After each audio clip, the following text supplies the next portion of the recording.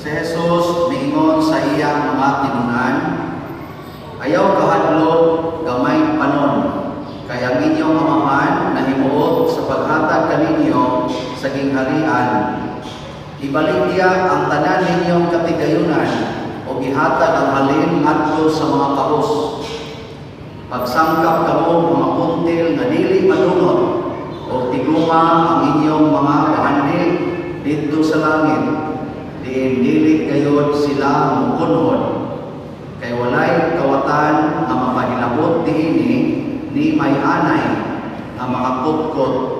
Kay hain gani ang inyong bahandi ato sa dito ang inyong kasing-kasing. Unya miingon si Pedro, Ginoo, nagsugilon ka ba niining sambingaya alang kanamo lamang o gitumo mo ba kini alang sa tanan? Ang Ginoo bituba, kinsa ba di ay ang buutan o maalamon nga sulugoon?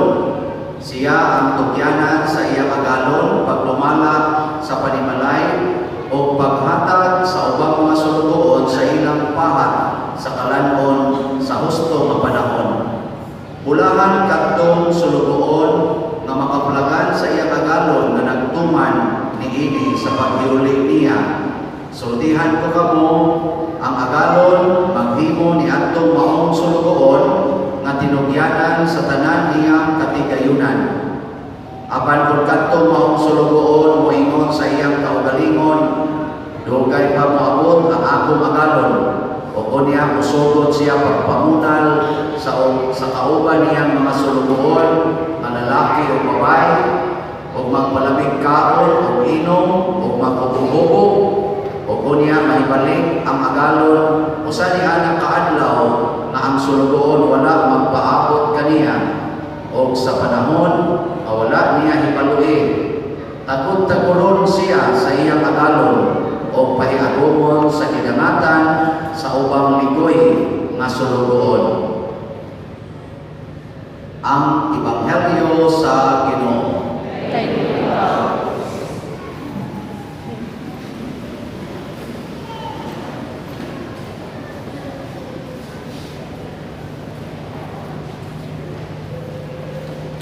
So, maigsoon, ang ato karong tema sa atong mga pagbasa, labi na gid sa Ebanghelyo, mao ang pagkasulugoon. Naay sulugoon nga buutan, naasay sulugoon nga buamon. Kamo, unsa man mo? Buutan mo masulugoon o buamon? Unsa man? Niila ba mo sa Ginoo nga inyong agalon o dili? Master ang Ginoo o dili? Master. Yang sa man mo, buutan o buamon nga sulugoon? Buutan. Ang buutan nga sulugoon, ang una giniyang buhaton nga mosalig siya siyang agalon. Mao na diri sa ato unang pagbasa, niingon diri nga wa gyud kuno sila mawadig pagsalig sa ilang Ginoo.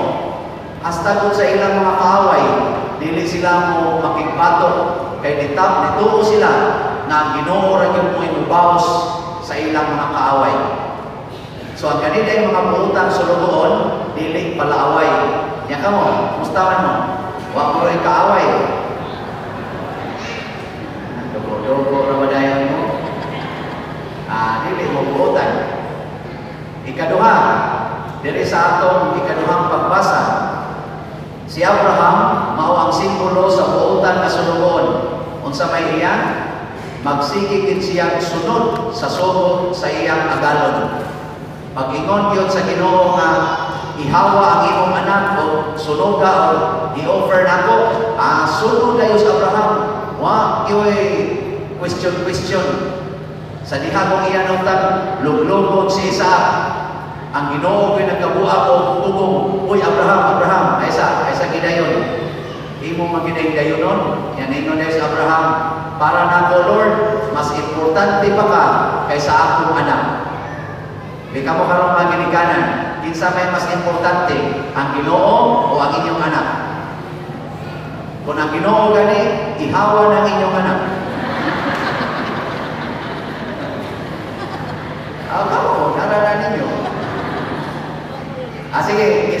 importante karon kay kamo mga asawa, ang Ginoo o inyong bana? O Ginoo gani, ihawa na inyong bana. I-offer na sa Ginoo. O mao ni siya ang ingon ni Kristo, mas grabe para ba ning isulti ni Kristo diri sa atong ebanghelyo? Kung sa may ang ingon, kung tinuod ka nga akong sulugon, ibaligya ang tanan nga imo o ang halin ihatag sa mga kabos.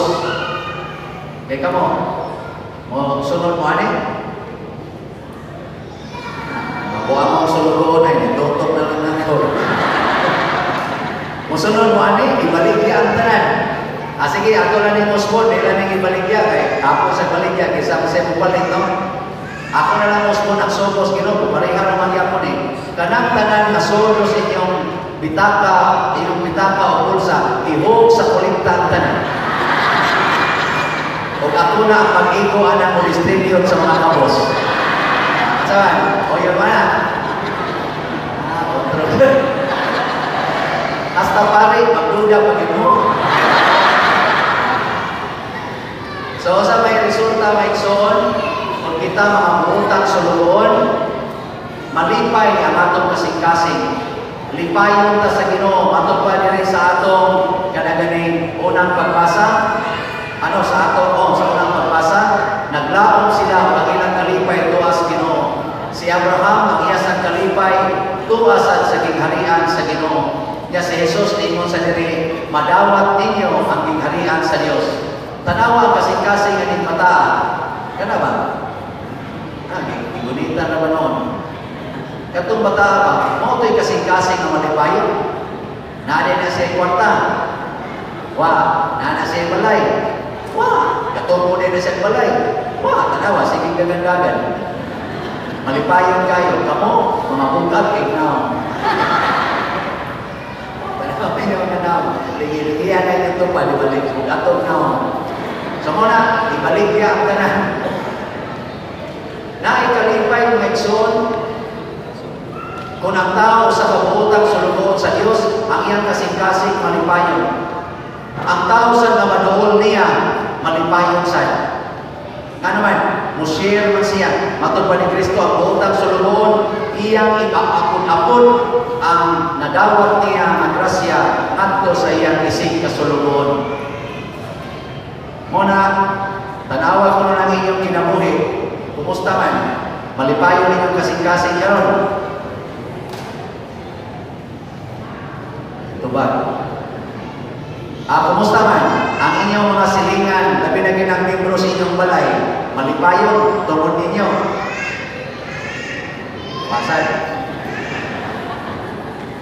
Ako, isuko ba ako ni Bisya Palma, nga andi ko ni Yasay. Sulugoon sa Koskino. Akong suwayan, nasa ako din yung niyang mga ulong katuig, kung buhing pa ko anak, kasi karoon na lang kung gabi ko to. Akong suwayan na malipay mo, akong mga kaupang sulugoon. Kung sa may una na kong buhaton para malipay mo, sa ako na ni paagi ha, reklamo lang niya kung di mo malipay. Ako na kong buhaton, isipin yung Paris Priest, dini sa San Vicente Ferrer, ang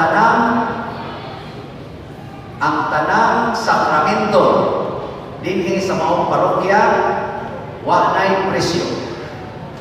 Love offering ang presyo. Awak mo malipay.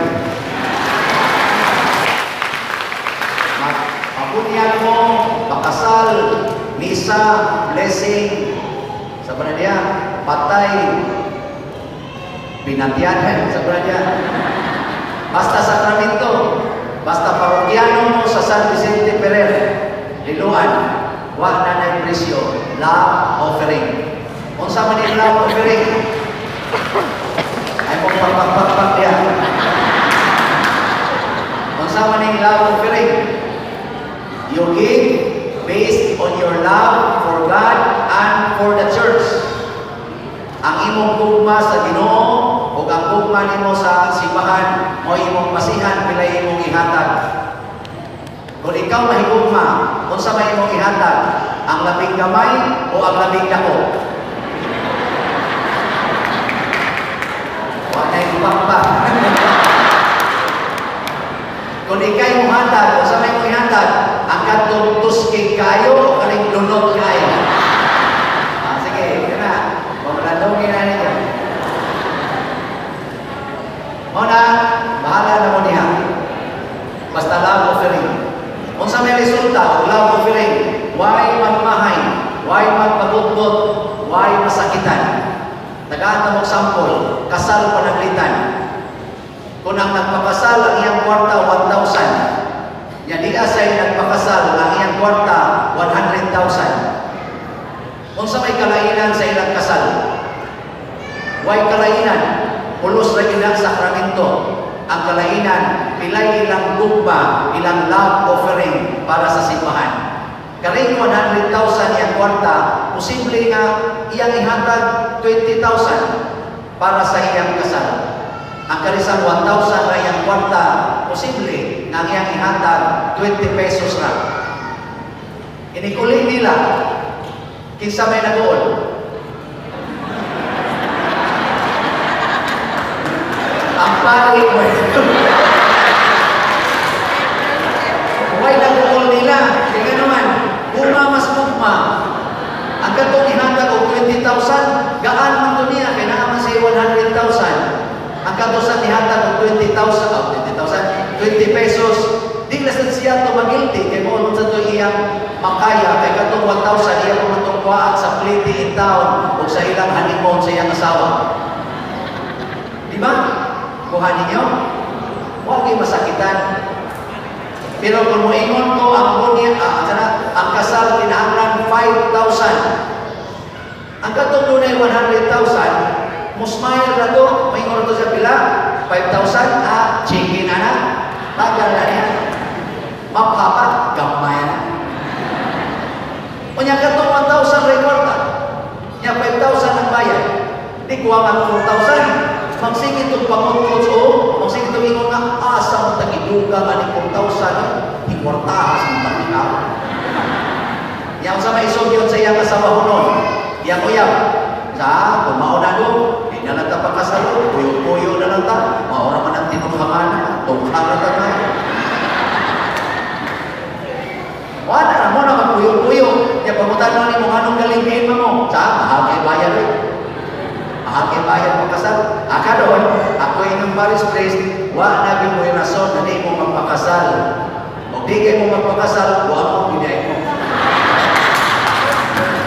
Gusto biday mo ma-impierno. Wa ko ni anhilin para mo ma-impierno. Ni anhil ko para mo malangit. Bahala na ako'y ma-impierno. Muna, di mo magrason, di mo kapagunyan, di mo kapakasal. Kay wa na siya'y presyo. Siko na lang sa inyong gugma. Kamusa kay daghang kwarta, yung muhatag sa komporting kamaya, pagbantay mo maningil ninyo ang Ginoo. May magwaki ba ang Ginoo mo sa isuot sa inyong pitakan? Aganon, wata mo hadlong ka. Aganon, saan mananay pa gamit sa inyong love offering? Adunay duha ka importante kayong tao sa parokya na kinahanglan ninyong atimanon. There are two very important persons in the parish that you need to secure financially. Kinsa man? The juridical person, which is the parish church, the San Vicente Ferrer Parish, and the parish priest. So ang duha ka tao din nga kinahanglan ninyong atimanon, ang pari o ang parokya, the priest and the parish. Now, sa una ninyo paghatag o love offering, ako ning mahinon. Aron wa gyud mo yung problema, kwintas klaras ning tanan. Aniyo na lang nato pag-istorya. Ang tanan ninyo ihatod diri nga inyong ipadawat sa pari, mo na para ako. Di ko na ihatag sa parokya. Ang tanan na inyong ihog sa sibot o sa basket o kanang inyong parisibuan dito sa opisina para na sa parokya, wako'y lakong anak. Okay man na? Di mo okay? Sige, ako na tanan. Di man ha? Kung gusto mong mutabag sa parokya, kaning atong simbahan, kaning mga nagtrabaho simbahan, ang pagpanindot o ang pagpa-improve ani, ang pag-construct ng mga bagong buildings para sa kaayuhan sa atong parokya. Kung gusto mong mutabag, ihog sa Cebu, ihog sa sana dia, basket ba? Or parisibuhin sa opisina. Dili na ko anak ang hilabot. Pero inyo galing itulong na ko. Sorry na lang, akin yan.